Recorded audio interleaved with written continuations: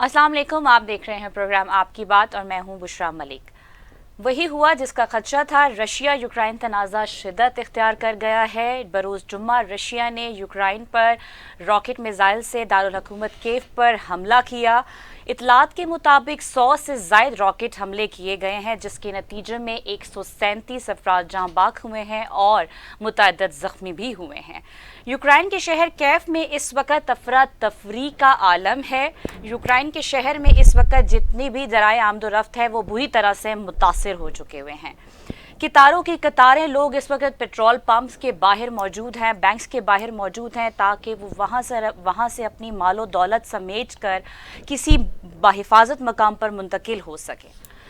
दूसरी जानिब रशिया ने यूक्रेन के बॉर्डर पर अपनी फ़ौजें तैनात कर दी हैं। तकरीबन 1 लाख से ज़ायद फ़ौजें अपने जंगी साजो सामान के साथ लहज़ बॉर्डर पर मौजूद हैं। ना सिर्फ ये, दूसरी जानिब रूस के सदर पुतिन ने कहा है कि अगर मगरबी ममालिक और अमेरिका हमारे रास्ते में हायल कोई भी मुश्किलात करता है तो हम उसका मुंह तोड़ जवाब देंगे। इसके अलावा सदर पुतिन का कहना था कि रशिया जो है वो ये चाहता है कि यूक्रेन पर हम कब्ज़ा नहीं चाहते, बल्कि हम चाहते हैं कि यूक्रेन इस वक्त हथियार डाल दे। साथ ही साथ दूसरी जानिब यूक्रेन के सदर ने कहा है कि हम इस वक्त बुरी तरह से अकेले और तन्हा हैं। आलमी ताकतें हमारा साथ नहीं दे रही हैं, लेकिन फिर भी हम रशिया का डट कर मुकाबला करेंगे। दूसरी जानिब यूक्रेन के सदर ने इस वक्त यूक्रेन में मार्शल लॉ का नफाज भी कर दिया है और कहा है कि जो लोग हथियार उठाकर लड़ना चाहते हैं हम उन्हें हथियार फराहम करेंगे और मुकाबला करेंगे उस वक्त तक जब तक सांस में सांस है। इसके अलावा इसी तमाम सूरत हाल को मद्देनज़र रखते हुए अमरीकी सदर जो बाइडन ने भी ट्वीट करते हुए अपना रद्द-ए-अमल दिया है और उन्होंने कहा है कि रूस खुद अकेला इस तमाम तर मुश्किलात पैदा करने का ज़िम्मेदार होगा, तबाही का ज़िम्मेदार होगा। हम और इत्तेहादी फ़ौजें मिलकर बहुत जल्द रूस को इसका जवाब देंगी। इसी सूरत हाल के मद्देनज़र रखते हुए इस वक्त सदर जो बाइडन ने एक नेशनल सिक्योरिटी काउंसिल का इजलास भी तलब कर लिया है, जिसमें बहुत ही अहम पेशरफ्त मुतवक्के है और जल्द कोई लाएअमल सामने आने का इम्कान है। इस तमाम सूरत हाल पर बात करने के लिए आज हमारे साथ पैनल पर मौजूद होंगे सीनियर तजज़ियाकार मलिक अहमद नवाज साहब। अस्सलाम वालेकुम मलिक साहब। वालेकुम सलाम, क्या हाल है जी? आप ठीक हैं? मैं ठीक ठाक। मलिक साहब, तमाम सूरत हाल रशिया की और यूक्रेन की इस वक्त आपके सामने है। मैं आपसे सिर्फ ये जानना चाहती हूँ कि ऐसी क्या सूरत हाल पैदा हुई है मगरबी ममालिक और अमेरिका की जानिब से कि रशिया ने इतना एग्रेसिव रिस्पॉन्स दिया है इस वक्त? देखें जी, यूक्रेन को नेटो फोर्सेस में शामिल करने की जो बात थी वो काबिल गौर थी और ये बात ज़ेर बहस थी। और फिर दूसरी बात यह है कि यूरोपीय ममालिक ने और बिलखसूस अमेरिका ने यूक्रेन को ये कॉन्फिडेंस दिया कि will be standing bye you. In purview of that जो है वो यूक्रेन के प्रेसिडेंट ने और यूक्रेन के अवाम ने जो है वो जो भी स्टेटमेंट्स पास हुई और जो भी उसके अंदर डेटरेंस शो की या जुमलेबाजी की गई, उसके बाद जो है वो यूक्रेन को ज़्यादा हौसला हुआ। और जब नेटो फोर्सेस की बात करते हैं और अगर नेटो फोर्सेस आके यूक्रेन के अंदर बराजमान हो जाएंगी तो उससे के साथ सिक्योरिटी कंसर्न है जी रशिया के। रशिया जो है वो ये नहीं चाहता कि नेटो फोर्सेस जो है वो, और नेटो फोर्सेस बेसिकली जी अमेरिका है जी, तो नेटो फोर्सेस की अम्ब्रेला यूज़ करते हुए अमेरिका जो है वो यूक्रेन में बेस हो, तो ये रशिया को किसी सूरत जो है वो काबिल कबूल नहीं होगा। इसके साथ जो सबसे अहम बात है वो ये है कि देखें, मेरा ये ख्याल है कि अमेरिका को भी इस वक्त ऐसी कोई सूरत हाल डेवलप करने की ज़रूरत नहीं थी, बिकॉज़ कोल्ड वॉर तो ये लोग विन कर चुके हैं जी, सोवियत यूनियन टूट चुका है। लेकिन इस वक्त जो हालात थे, आप ये देखें कि सोवियत यूनियन टूटने के बाद रशिया ने बड़ी तोगोदो की है। उसने अपने माली रिज़र्व अगर आप इस वक्त उसके देखें तो कम अज़ कम उसके $6 बिलियन से ज़्यादा के उसके इस वक्त जो है वो रिज़र्व मौजूद हैं। फिर डिफेंस में उसने अपने आप को मज़ीद मजबूत किया और स्ट्रेटेजिक पार्टनर्स को उसने अपने साथ जो है वो कॉन्फिडेंस में लिया है। और इलाके के जो कंट्री हैं जिसके अंदर चाइना, पाकिस्तान और ये सारा अब ये जो एक ब्लॉकेट बनने के लिए जा रहा है, उस पर रशिया ने जो है वो काफ़ी मेहनत की। और बड़ी काबिल गौर बात है कि चाइना की तरफ से जो स्टेटमेंट आई है, उन्होंने कहा है जी कि हम रशिया के साथ हैं। अब अमेरिका को जो है वो यहाँ पर जो है वो खटकता है, चाइना भी खटकता है और जो है वो रशिया भी खटकता है। सही। अब इसके साथ ये बात भी बड़े काबिल गौर है कि आप देखें कि अमेरिका की दोस्ती को दुनिया में जो भी मुल्क तस्लीम करेगा या उसके ऊपर रिलाय करेगा, सही। वो इसी तरीके से मार खाएगा, क्योंकि अमेरिका की पूरी हिस्ट्री है।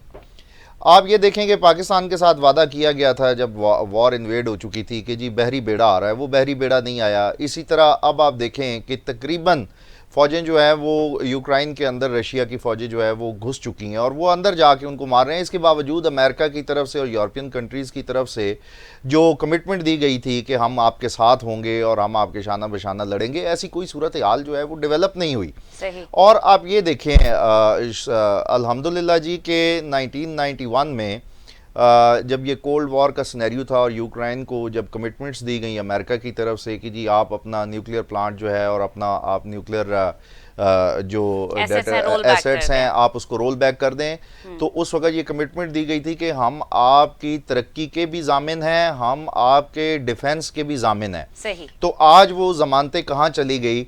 और इसी तरह की ऑफ़र बुशरा मैं आपको बताऊं कि पाकिस्तान को भी दी गई थी।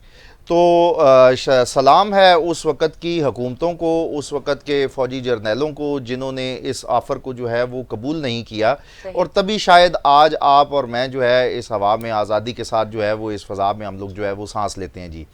अब हम आपको ये भी बताते चलें कि ये जो वॉर है, अगर इसके अंदर अमेरिका से कोई रिस्पांस आता है या यूरोपियन कंट्रीज़ जो है वो रिस्पांस करते हैं, तो मैं आपको ये बताऊं कि ये आलमी जंग की पहली झड़प भी हो सकती है फिर, क्योंकि फिर तो देखें ना 27 मुल्क हैं तकरीबन नेटो की अफवाज में। सही। अगर 27 ममालिक जो है वो यूक्रेन को डिफेंड करने के लिए आते हैं, तो उस डिफेंड करने के अंदर definitely they will strike Russia.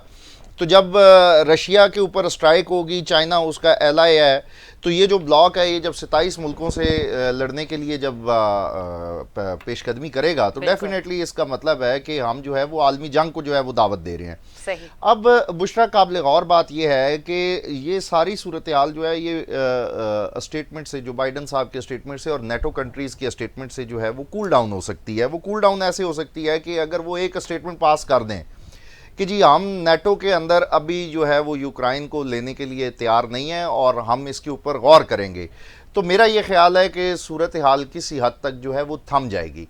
लेकिन इसके साथ ये बात भी काबिल गौर है कि जंगें शुरू करनी तो बड़ी आसान होती हैं, स्ट्राइक करना बड़ा आसान होता है, लेकिन जंगों को रोकना और फिर जो है वो सीज़ फायर करना वो बड़ा मुश्किल होता है जी। ठीक है, इसी के साथ इस यूक्रेन की और रशिया की जो इस वक्त फ़ौजें आमने सामने हैं, इस सूरत हाल को मद्देनज़र रख कर हम पाकिस्तानियों को भी ये सोचना पड़ेगा कि हम लोग जो अपने दिफाई इदारों के बारे में जो हम लोग यहाँ पर बात करते हैं और हम लोग इस हद तक उनको दीवार के साथ लगाने की कोशिश करते हैं, और अगर हमारे दिफाई इदारे दीवार के साथ लग गए तो क्या हमारे हालात यूक्रेन की तरह नहीं हो जाएंगे? क्या हमारे हालात यूक्रेन से ज़्यादा बदतर भी नहीं हो जाएंगे? बिल्कुल, बिल्कुल। अच्छा, अब इसके साथ जो मेरा सबसे बड़ा जो सवालिया निशान है वो ये है कि देखें पूरी दुनिया की नज़रें, पूरी दुनिया के फ़ॉरेन ऑफिसेज़, पूरी दुनिया के इंटेलिजेंस इदारे जो है वो नज़रें जमाए बैठे थे यूक्रेन के ऊपर और जनाब अली रशिया के ऊपर कि क्या होने वाला है, और बहुत सारे लोगों को ये अंदाज़ा था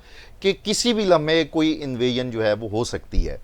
ऐसी सूरत हाल के अंदर हमारा जो शिकवा है वो प्राइम मिनिस्टर इमरान खान साहब से है, क्योंकि देखें हमारे रशिया के अंदर हमारा सिफारत खाना है और डेफिनेटली इंफॉर्मेशन एक्सचेंज होती हैं। फिर फ़ॉरेन ऑफिस के अंदर हमारा बाकायदा एक प्रोटोकॉल विंग है, चीफ प्रोटोकॉल ऑफिसर बैठता है, जिस जगह पे आपका विज़िट होना होता है वो प्राइम मिनिस्टर को असिस्ट करता है, वो सारे उसके इंतज़ामात मुकम्मल किए जाते हैं। तो हमारा सवाल इमरान खान साहब से भी है कि क्या जब उनको हमारे इदारों ने, इंटेलिजेंस इदारों ने, फ़ॉरेन ऑफिस ने जब रिपोर्ट सबमिट की, तो why he choose to visit Russia specifically this time जी? क्योंकि मैं ये समझता हूँ कि पाकिस्तान जो है उसको बड़ा एक न्यूट्रल और बड़ा एक बैलेंस मैसेज देना है।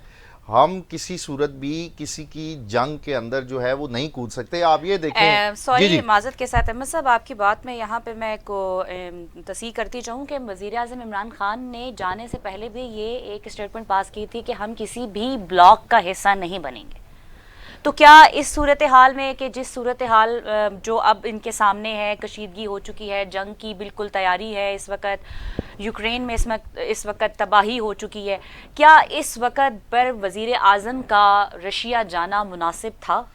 देखें जी, बिल्कुल गैर जिम्मेदारी का सबूत दिया गया है, मैं आपको बता रहा हूँ। और सबसे बड़ा जो सवाल है बुशरा वो ये है कि देखें, हम इन इदारों को किस लिए रखते हैं। जब इन इदारों ने रिपोर्ट कर दिया और प्राइम मिनिस्टर को असिस्ट कर दिया, और अगर हमारे वज़ीर आज़म साहब ने अपने ब्यूरोक्रेसी की, अपने गवर्नमेंट ऑफिस की अगर बात सुननी नहीं है, उनकी एडवाइस को टेकअप नहीं करना, सारे फैसले अगर उन्होंने ही करने हैं, तो फिर ये इतने बड़े बड़े इदारे और इतनी ज़्यादा तनख्वाहों का बोझ हुकूमतों के ऊपर जो है वो किस लिए लादा गया है। तो खुदा का वास्ता है, मेरी प्राइम मिनिस्टर साहब से भी जो है वो गुजारिश है कि देखें जी, आपकी ब्यूरोक्रेसी एक कम्पिटिटिव एग्ज़ाम के ज़रिए आती है। They are also nationals of Pakistan और they safeguard the national interest of Malik साहब, पाकिस्तान। यहाँ पर हमें एक छोटा सा कमर्शियल ब्रेक लेना है, उसके बाद हम दोबारा वापस होते हैं। We will be right back after a short commercial break.